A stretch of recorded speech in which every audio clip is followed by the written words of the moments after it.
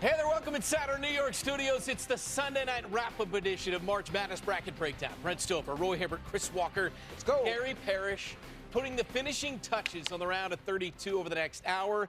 We start with a 1-9 matchup in the South. The defending national champion Florida Gators looking to hold off the Big Ten's pesky Iowa Hawkeyes, 69-68, getting late. One-point game. Xavier Lee into the lane, uses that left hand off the glass. It's a one-point game. Gators up by 3. The Bennett starts to get into the lane. Nice little floater. Now it's a one-point game. Hawkeyes are down 1 off the inbounds. Bennett starts, he's going to shoot. No, he passes to Fulgares for the 3. Their Hawkeyes are up 1. Florida has one last chance. Xavier Lee, is he going to get to the lane, use that scoop layup like he did before? No, he makes a pass, a turnover.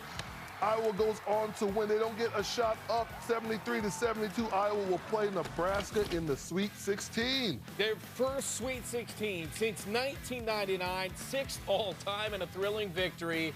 The hero, Alvaro Fulgares, with A.J. Ross afterwards. With the game-winning three-pointer, we saw you point up to the sky to your father like you always do. How sweet is this moment for you and this team? So sweet, ain't it? Well, it's very special. Yeah, it's special. We went through a lot of moments in the season. I've been in a lot of moments in my life. It's real sweet. My mom is there after a while, after fighting for me, her whole life. And this is really special. March is for the dreamers, and there is no better dreamer than us. So it represents it perfect. It is for the dreamers, and you were going up against the #1 seed. A lot of people probably counted this team out. How special is it to show just what Iowa basketball is made of? Well, it's incredible. We got to keep going. We on the 16 best teams in the country, but we trying to keep shocking the world. We are not. We are hungry still. So yeah, let's keep it rolling. Incredible. These are the lowest seeds to upset defending national champions over the last 3 decades. Princeton at 13, George Mason at 11, NC State at 10 back in 05, and Iowa at 9 here in 2026, taking down those defending champ Gators. Chris, I'm going to start with you. Perhaps the best soundbite we have heard all weekend long. March is for dreamers. Listen, no question about it. But you can't mess with mommy, right? Exactly. Mommy's in the stands and, and obviously paying homage to his father who passed away. And you know what this is, just reminiscent of? Think about, we talk about, Darren Peterson, A.J. DeBonsa. How about Fulgares?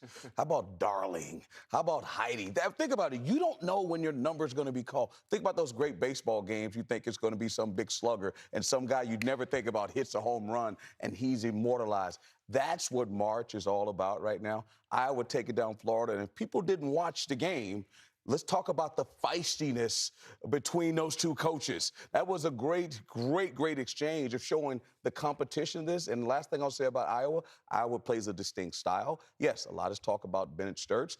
He didn't play great down the stretch. They needed the others to get it done. Florida was in a phone booth, and they didn't start out great early. And when you have to come back, in the end of these games, I'm telling you, you put yourself in a situation where anything can happen. And no matter what the seed line says, these teams are closer than they are far apart. What a moment for that Iowa program. Incredible job from Ben McCollum. For people who maybe aren't familiar, he gets the Northwest Missouri State job at the Division II level when he's 27 years old. That's his alma mater. He's there for 15 years. In the last 6, he wins 6 conference championships and 3 national championships. And one of those national tournaments was actually canceled, or else it could have been 4 in a row.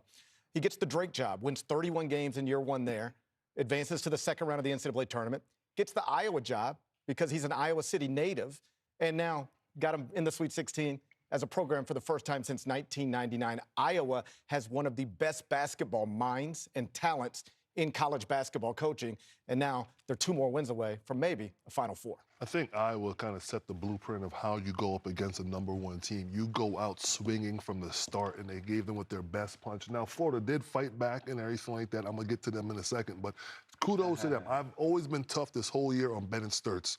He always shoots a lot of the balls, and he didn't have a great shooting night tonight, but 5 assists. So he was moving that ball. Nothing bigger than that last one that he did to Fulgares. But one thing I want to hit on, and kudos to Iowa, but what happened to Florida? They didn't score poor. Flan would not bring the type of pace. 7 points tonight. Chenyolu had like basically nothing out there. 0 points, I think 1 rebound. So I'm just like, that's just like a sour taste in my mouth. Where did Florida go? What happened to some of these players? They needed them to have a nice cauldron, everybody getting in there, a good mix, but not everybody showed up today. You talked about Sturts, 13 points, only 5 of 16, 0 of 9 on threes, yet the Hawkeyes, listen, they'll take that to advance, even with him having, by his standards, certainly an off night.